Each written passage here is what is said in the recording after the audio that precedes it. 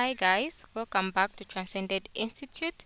In this particular video, we're going to be doing the 2020 GCE paper section B, which says answer any 3 questions and all answers should be in sentence form and in paragraphs. So in this video, I'm going to be writing the important things in point form, but be mindful that you're supposed to write your answers in paragraphs, and also make sure you pick the questions that you're most comfortable with and the questions that are going to give you more marks. So let's start with question 6a, which says describe the health risks associated with fetal development in humans.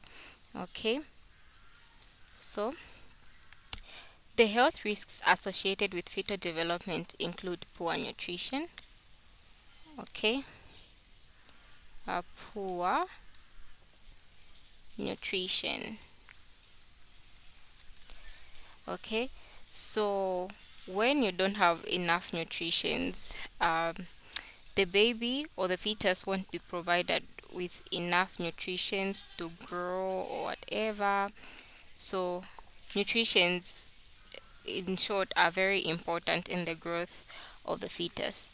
Okay, so health risks associated with fetal development include poor nutrition, so we will not provide sufficient nutrients to ensure proper development.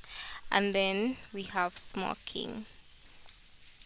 Okay, so smoking reduces the amount of oxygen to the developing fetus, resulting in premature birth and low birth weight.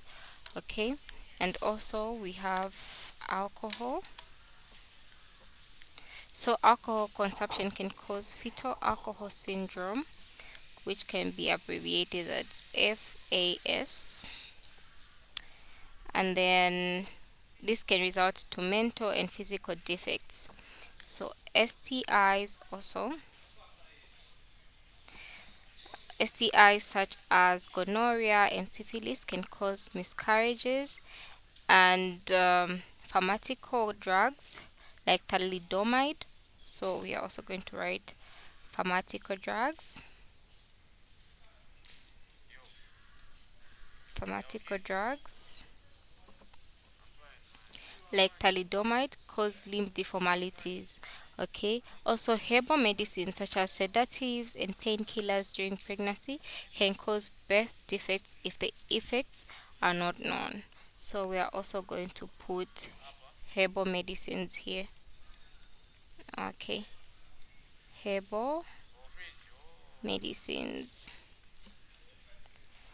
Okay, so we are going to go to question 6b, which says describe the benefits and possible risks of using contraceptive pills and injections.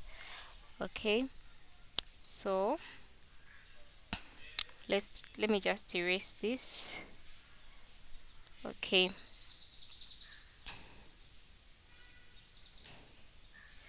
so benefits of using contraceptives include it helps to prevent unintended pregnancies, especially in teenagers, and also women empowered to decide when they are ready to have children.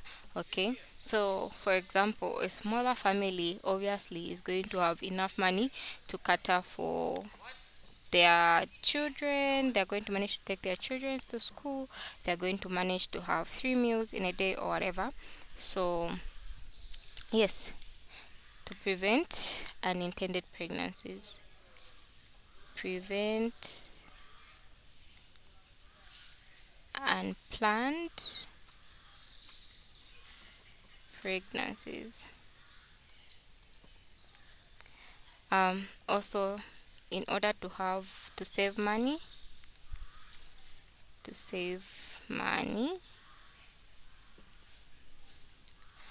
and then some contraceptives such as condoms protect against STIs. So protection from STIs. And then the risks of using contraceptives include a disturbed menstrual cycle. So here you can put a line. just to I'm going to put a line just to differentiate the benefits and the risks. So, a disturbed menstrual cycle. So women experience irregular bleeding or longer, heavier bleeding. Okay, a disturbed menstrual cycle. And also there is weight gain. So weight gain due to the effects of progesterone to prepare the body for pregnancy. Okay, we have weight gain. And then we have hormonal imbalance. So hormonal imbalance is caused due to high levels of synthetic progesterone as well. It can take 6 or longer for fertility to return. So it actually takes a while. And in unfortunate situations, you can actually be infertile permanently. So we have hormonal imbalance.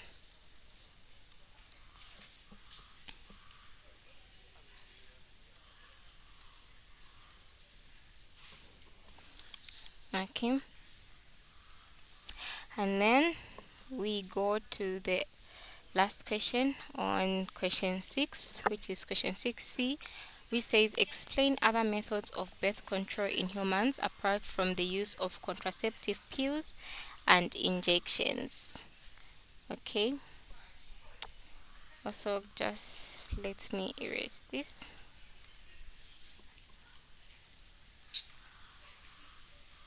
Um, so one of the contraceptive methods is the withdrawal method, which is pretty much just the removal of the penis from the vagina just before ejaculation.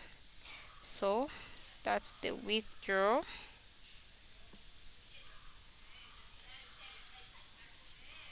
method. And then we also have the rhythm method. The rhythm method. So this is the safe this is a contraceptive method where a couple only copulates during the safe period of the menstrual cycle. This is when fertilization is less likely to occur. And then we also have the use of condoms. So a condom is a thin latex kind of sheath that is fitted around an erect penis or inserted into the vagina before intercourse, so to keep the semen from directly going into the vagina. So this is another way of contraception.